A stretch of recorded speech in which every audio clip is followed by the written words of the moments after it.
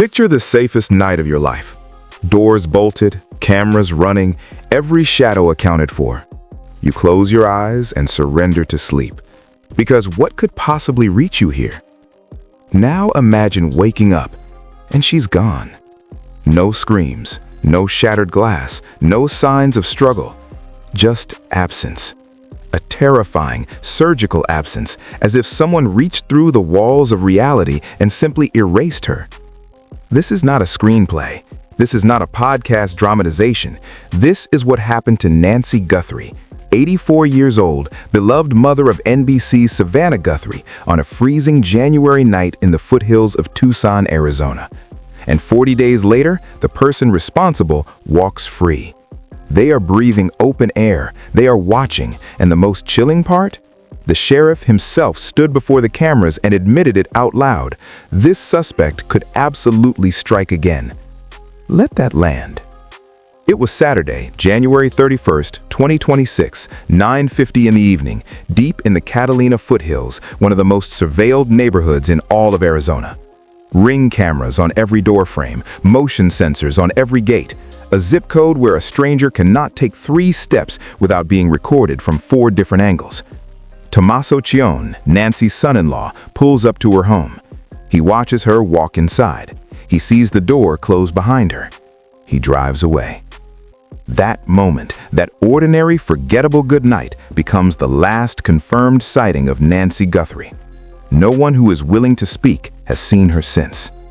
What follows has no name in any investigative manual. Detectives now call it simply the dead zone. Between 10 p.m. and 2:30 a.m., something extraordinary and deeply unnatural happens.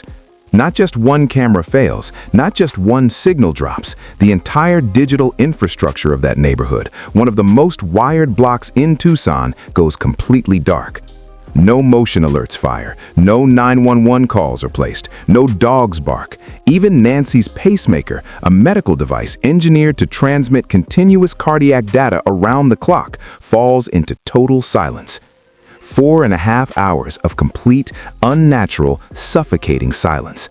And inside that void, someone entered her home, overpowered an 84-year-old woman, and vanished into the freezing Arizona desert without leaving a single living witness behind. When her family forced their way through the front door the following morning, they didn't find chaos. They didn't find overturned furniture or broken locks. They found something far more disturbing than destruction. They found stillness. Her car keys were sitting on the table. Her phone was charging on the kitchen counter, and right there on the bathroom sink, in the plastic pill organizer she used every single day, sat every one of her vital heart medications, completely untouched. Think carefully about what that means. This was not a woman who packed a bag. This was not a woman who decided to leave. Nancy Guthrie did not walk out of that house. She was taken from it. And on the front porch, fresh drops of blood on concrete she had walked across 1,000 peaceful mornings. Her blood, silent and still in the cold morning light. 40 days have now passed.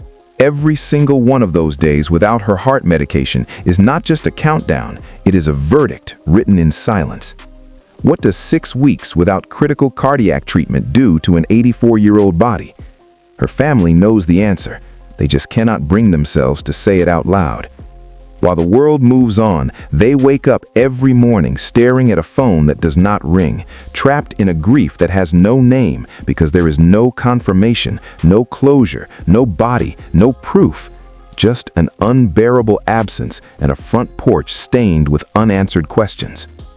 Now let's talk about the one piece of footage investigators have, the single image that has consumed the internet and launched 1,000 theories.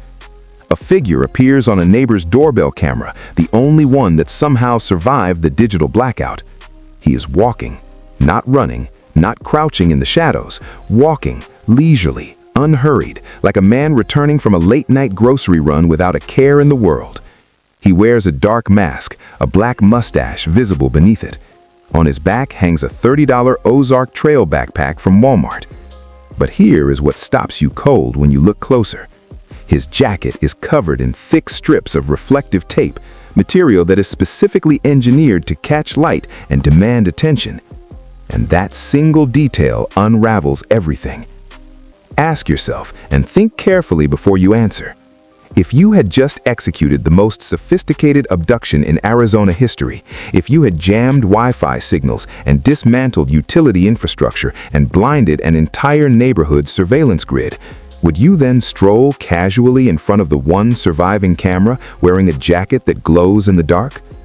This man was not fleeing a crime scene. He was performing inside one. He was a deliberate costume distraction, a carefully constructed decoy placed directly in front of the one working lens on the block, designed to ensure that every investigator, every analyst, and every sleuth on the internet would spend the next 40 days obsessing over a cheap backpack and a fake mustache, while the real operation unfolded somewhere the cameras would never. Because here is the detail the headlines buried, the one that quietly changes everything. The Wi-Fi didn't glitch.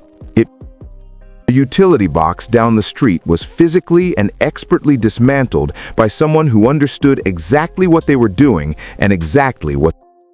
The digital blackout that swallowed Nancy's neighborhood was not a coincidence or a. It was executed with the calm precision of someone who had been inside that world long enough to know every wire, every blind spot, every gap. And you do not acquire that knowledge by driving slowly past a nice house in the foothills. You acquire it by being trusted, by being let inside, by having the alarm codes and the daily schedule handed to you freely by the house. Nancy Guthrie had a full housekeepers, landscapers, pool technicians, people who moved through that property freely and without suspicion, week after week, month. People who knew which corner of the yard the cameras did. People who knew when she would be home, when she would be alone, when the house would be dark.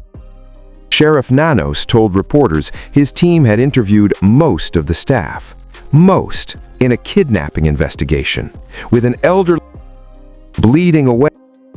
Most of the people who had unrestricted, trusted access to her home have been questioned, which means someone, possibly within driving distance of this video, been asked a single question about the night Nancy Guthrie.